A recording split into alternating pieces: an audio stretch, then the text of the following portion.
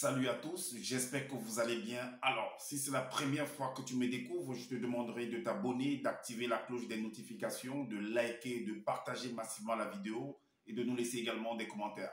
Alors, si c'est fait, je te dis merci pour ton geste. Comme je le dis constamment dans mes partages, que ça me montre qu'il n'y a rien de nouveau. Ce qui a été, c'est ce qui est et c'est ce qui sera encore. Et que le physique est le reflet du non visible. Le Créateur, par son verbe, parle tantôt d'une manière, tantôt d'une autre et l'on y prend pour un garde. Alors, toi qui m'écoutes aujourd'hui, si tu ne prenais pas garde autrefois, dès à présent, commence à prendre garde par rapport à ce que tes yeux peuvent voir, tes oreilles peuvent entendre, tes sens peuvent capter au travers de la nature. Analyse bien la situation, retiens ce qui est bon et transmets-le à tes enfants afin qu'ils puissent sortir de l'ignorance parce qu'il y a une formule qui dit que l'homme, la femme, l'enfant, l'être, la créature périt faute de connaissances. Donc, il est primordial pour nous de pouvoir fusionner avec le savoir afin d'avoir une meilleure visibilité des choses. Et encore, nos pères, nos mères, dans les temps d'autrefois, ont toujours eu à appuyer leur dit par des métaphores, des énigmes, des paraboles, des dictons, des proverbes, en utilisant les éléments de la faune et de la flore. Et ils ne peuvent pas aller au-delà, car la loi du Créateur le veut ainsi. Nous sommes tous contenus dans un globe et personne, je dis bien, je pèse mes mots, ne peut sortir et ne peut y entrer.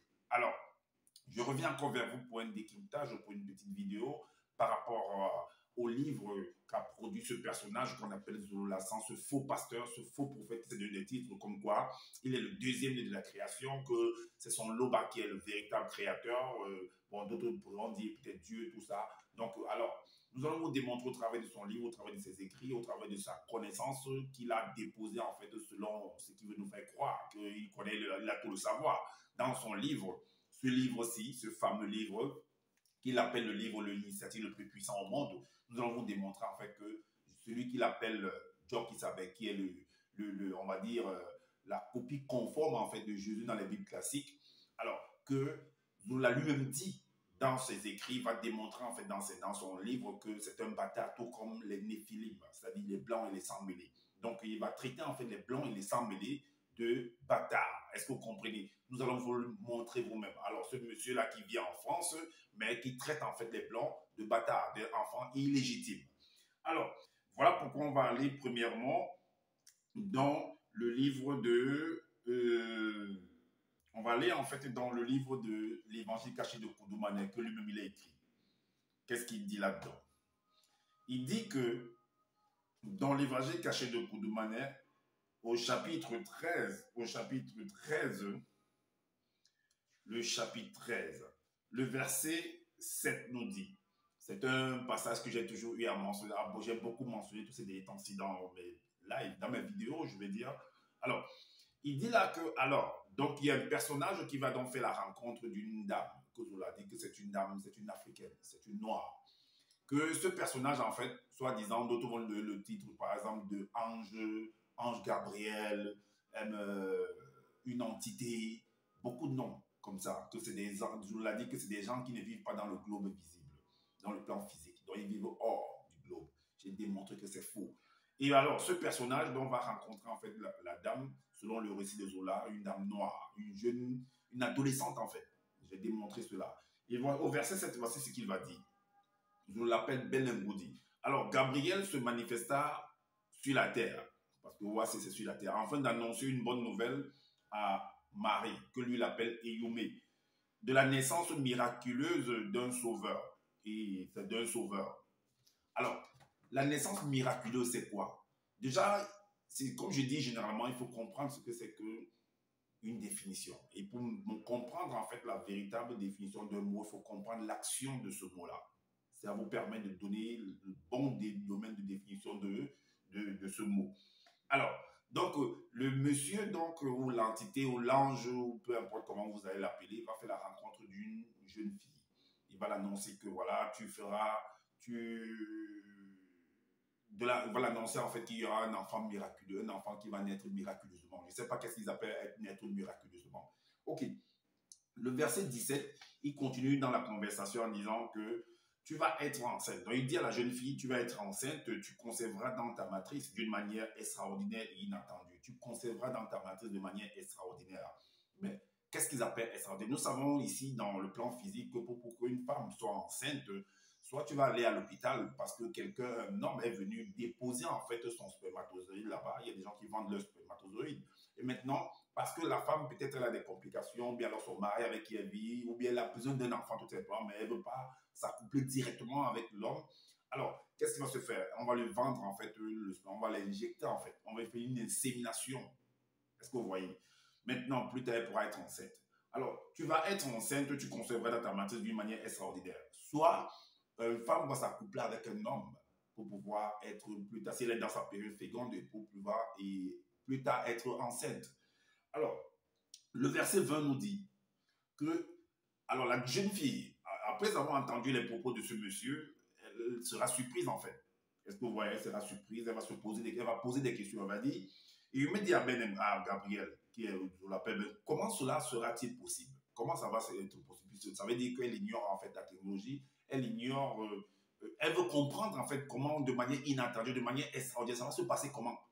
Ça veut dire que si elle pose la question, c'est parce que peut-être elle n'est pas encore entrée dans cette demeure-là, dans cette chambre-là, elle n'est pas encore entrée dans cette action-là, de pouvoir s'accoupler certainement avec un homme, de comprendre, ou alors on ne l'a pas encore expliqué comment l'accouplement d'un homme et d'une femme, cela se produit, comment un bébé fait pour apparaître. Donc elle demande comment cela, ça va se faire, de manière étrange, comment je vais être enceinte, comment ça se passe comment? Ok, donc elle dit, puisqu'elle est vierge en fait, elle n'a jamais connu un homme, comment ça va se faire? Je n'ai pas encore connu un homme, je ne suis jamais accouplé avec un homme, comment cela ça va se faire? Je ne suis point encore marié à mon fiancé, puisque cette dame devait savoir, elle était fiancée déjà à un personnage qu'on appelle dans la Bible, c'est Joseph. Donc elle appartenait déjà à quelqu'un. Ok, le verset 21 nous dit, mais Gabriel lui répondit, le Saint-Esprit de tes têtes te couvrira de sa puissance. Mais le Saint-Esprit va te couvrir de sa puissance et qu'est-ce qui va se passer de manière pragmatique? Le Saint-Esprit, c'est un homme, parce que nous sommes dans la réalité physique. Lorsqu'il va te couvrir, il va introduire sa semence où? Ça veut dire que lorsqu'il va te couvrir, ça veut dire que la fille est dans sa période féconde, bien entendu, ou elle ne l'est pas. Donc, si la fusion se produit, ça veut dire qu'elle est dans sa période féconde. Est-ce que vous comprenez? Donc, il faut déjà savoir le jour de la période féconde de cette jeune fille. Est-ce que vous comprenez? Donc, le Saint-Esprit va te couvrir de son ombre. Et dans cette ombre-là, parce que la semence doit entrer. Ça va entrer et nous savons que l'homme en fait, sa semence sort à partir de sa verge en fait. Est-ce que vous comprenez? Pour pouvoir s'introduire dans on va dire dans la foufoune de la femme. Alors, quand le Saint-Esprit là te couvre de son ombre, ça se produit comment? Qu'est-ce qui se passe? Le Saint-Esprit a une verge qui va introduire dans la foufoune de la femme, de cette jeune fille-là, et maintenant lâcher en fait la semence. Comment ça va se produire là? Comment ça va se produire là? C'est la question qu'il faut se poser. Comment ça va se produire? Et on te dit que le Saint-Esprit, en fait, on te dit, dans d'autres versions, on fait comprendre que c'est la force agissante de Dieu. Et il y a, si vous lisez dans Genèse 1, au verset 11, toujours dans le même livre de ce monsieur-ci, on te dit que son loba là a fait entrer, en fait, sa parole est entrée dans le sein de la terre, sous l'aspect, en fait, de la semence. Est-ce que vous comprenez? C'est entre la semence, en fait. Donc, quand ça entre dans la terre là, c'est quoi? La terre là a certainement un vagin, a une foufoune. Donc, c'est là-bas que ça va entrer. Donc, on vous montre l'accouplement entre le créateur et la terre. Donc, l'Oba et la terre. Donc, de la même manière que il dit, parce que le Saint-Esprit, c'est toujours la force c'est la semence, en fait, de l'Oba. Donc, c'est pourquoi l'enfant, c'est pourquoi le Saint-Enfant, dont l'enfant là sera un enfant saint, comme si les autres ne sont pas saints, qui naîtra de toi sera appelé le Fils du Père. Ça veut dire que c'est le Père qui est venu t'engrosser, qui est venu t'enceinte. Donc, il y a eu une couverture, on a fermé les draps sur vous, et fou, il a lâché sa semence, en fait, sur la jeune fille. Donc, voilà donc. Ça veut dire que cet enfant n'est pas issu, puisque la jeune fille a fait comprendre que je suis avec un monsieur, j'ai un homme qui est Joseph. Donc, toi, Loba, en venant lâcher ta semence dans la matrice de cette jeune fille-là, Mais qu'est-ce que tu penses en fait? Vous avez pensé à ce monsieur qui est à côté là? À Joseph, je veux dire. Parce que quand vous lisez dans les Bibles classiques, Joseph en fait va être... Il n'est pas au courant de l'affaire. Il va être surpris, il va vouloir même se séparer de la dame, de la jeune fille. Est-ce que vous comprenez? Il va vouloir se séparer de la jeune fille. J'ai fait des vidéos par rapport à ça. Alors, donc, dans cet enfant, donc Joseph va être en fait le père adoptif. Donc le père, lui, il s'en fout, il est un père irresponsable, un loba irresponsable, en fait, qui ne va pas prendre soin de son enfant. C'est une autre personne qui va venir élever son enfant. Alors, comment on appelle donc ce genre d'enfant-là, qui n'est pas issu en fait de l'union, c'est-à-dire que, puisque la jeune fille est déjà mariée, et si un enfant sort au milieu des deux là, qui n'est pas issu en fait des deux, ça s'appelle comment? C'est pas un enfant bâtard, c'est pas un enfant illégitime. Ok, on va dans le livre de Deutéronome. Dans le livre de Deutéronome. Dans le livre de Deutéronome, au chapitre 17, le verset 1 et 2, voici ce que Zola dit. Les personnes qui devaient, le titre c'est les personnes qui devaient être exclues de l'assemblée des initiés. Ça veut dire qu'un enfant qui n'est pas, selon ce que Moïse a écrit ici là, selon le récit de Moïse que Zola va relater ici là, en fait, il est dit dans certaines versions, on parle de l'ammonite, du moabite, dans d'autres versions on parle du métis, dans d'autres versions on parle aussi des néphilim. Donc, que ces néphilim en fait, en gros, que c'est des enfants nés hors mariage. Un enfant né hors mariage, il n'y a pas que les néphilim, il y a des noirs qui sont nés hors mariage également. Donc, ça veut dire que ces enfants-là, en fait, ne peuvent pas entrer en fait, dans la communauté.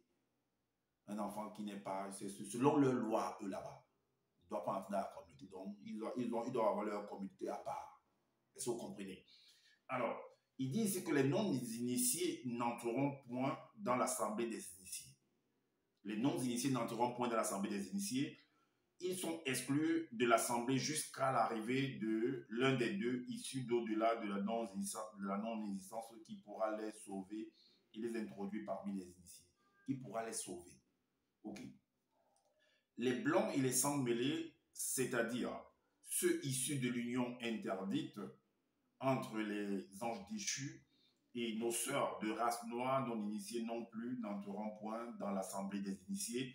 Ils sont exclus de l'assemblée des initiés jusqu'à l'arrivée de l'un des deux témoins issus d'au-delà de la non-initiance qui pourra les purifier, les transformer, puis les sauver afin de les introduire parmi les initiés.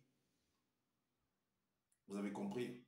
Donc, si on accepte cette parole, si ça veut dire que le personnage de sauveur là, ça dit que celui que nous l'avons appelé Koudoumane Ojo, qui est la copie en fait de Jésus dans les Bibles classiques, ne doit pas entrer dans l'assemblée parce qu'il n'est pas né de l'union entre Joseph et Marie.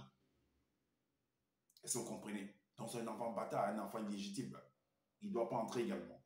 Alors, Zola également va vous montrer que, comme j'ai dit, vous avez lu là que les blancs et les sangs mêlés, donc il insulte en fait les blancs et les sangs mêlés, que ce sont des enfants bâtards, des enfants illégitimes.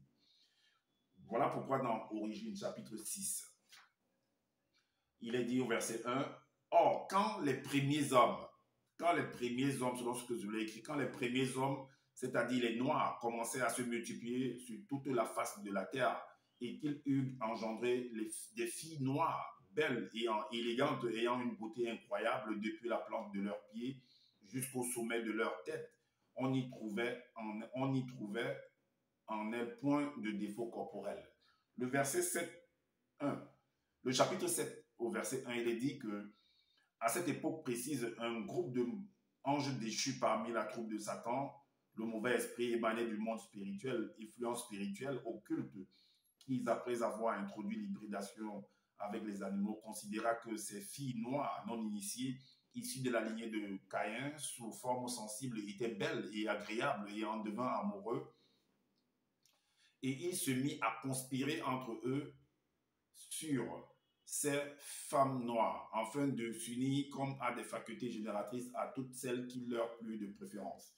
Le verset 6 nous dit que alors ces anges déchus descendirent, comme pour dire que Zola fait comprendre que les anges en fait ne vivent pas dans, c'est ce qu'il dit. Mais j'ai déjà fait des vidéos pour montrer que dans tout ça, ce qu'on appelle ange, la entité, tout ça, c'est dans la terre. C'est tout ça, c'est dans le globe en fait. Alors, descendit, quoi qu'il restasse, descendir, il se matérialisa. Donc, ça veut dire que quand il descend, il se matérialise. Ça veut dire que, également, si on accepte ce verset 6-là, ça veut dire que la semence, le Saint-Esprit là qui va venir couvrir et Youmé là, enfin d'introduire la semence, doit également se matérialiser. Oui, doit se matérialiser. Parce que, mais, comment on va introduire quelque chose en elle, elle ne ressent pas en fait le plaisir de ça. Alors, ils se matérialisèrent et en forme d'hommes noirs, quoiqu'ils restassent intérieurement des êtres de lumière dont la semence a aussitôt été dénaturée, a été aussitôt dénaturée par leur rébellion et ils choisissent chacun plusieurs femmes non initiées parmi leurs enchantements. Voilà, ça nous ramène en Deutéronome jusqu'à ça donner naissance à. On dit donc que ces enfants-là, comme Deutéronome 17, verset 1 à 2, qui dit les non-initiés n'entreront point dans l'assemblée des initiés. Ils sont exclus de l'assemblée jusqu'à l'arrivée de l'un des deux, voilà, de l'un des deux, qui pourra les sauver et les introduire parmi les initiés. Les blancs et les sans mêlés, c'est-à-dire ceux issus de l'union interdite entre les anges déchus et nos sœurs de race noire, n'entreront point dans l'assemblée des initiés. Ils sont exclus de l'assemblée des initiés. Voilà. Donc, c'est ce que ça dit. Donc, je viens de vous démontrer encore que les blancs et les sans mêlés sont des enfants illégitimes. Est-ce que vous comprenez? Pourtant, lui, il vit dans le territoire des blancs et des sans mêlés. Il dit également que son Koudoumane, son Djok Isabé, qui est la copie de Jésus-Christ dans les Bibles classiques, est un enfant illégitime. Voilà. Et c'est lui qu'on vient présenter comme s'il était vraiment le sauveur, comme s'il va sauver qui, quoi que ce soit. Donc, j'ai prouvé déjà dans beaucoup d'enseignements et tout, que voilà, que c'est la personnalité de ce monsieur, de ce personnage-là, la personnalité occulte de cette personne-là, de ce personnage même de Zoulala, et je serai toujours là pour démontrer, pour pouvoir répéter les mêmes choses. Alors, c'est ce que j'avais à vous présenter. C'était pas une longue vidéo, juste ça. Et alors, comme je le dis constamment que dans mes vidéos, que je n'ai pas la science infuse. Si vous trouvez qu'il y a des manquements par rapport à ce que je viens de dire, dites-le en commentaire. Sinon, faites des vidéos pour pouvoir éclairer les uns les autres. Et également, abonnez-vous à ma chaîne, activez la cloche des notifications pour être averti des prochaines vidéos. Likez, partagez massivement cette vidéo aussi afin de montrer l'ignorance, la méconnaissance, la mauvaise foi, la méchanceté en fait de ce personnage de Zoulala, ce faux pasteur, cet usurpateur d'identité, la deuxième de la création. Et alors, prenez soin de votre famille, prenez soin de votre santé, car c'est important pour le combat futur. Je vous dis à bientôt pour une prochaine vidéo. Ciao.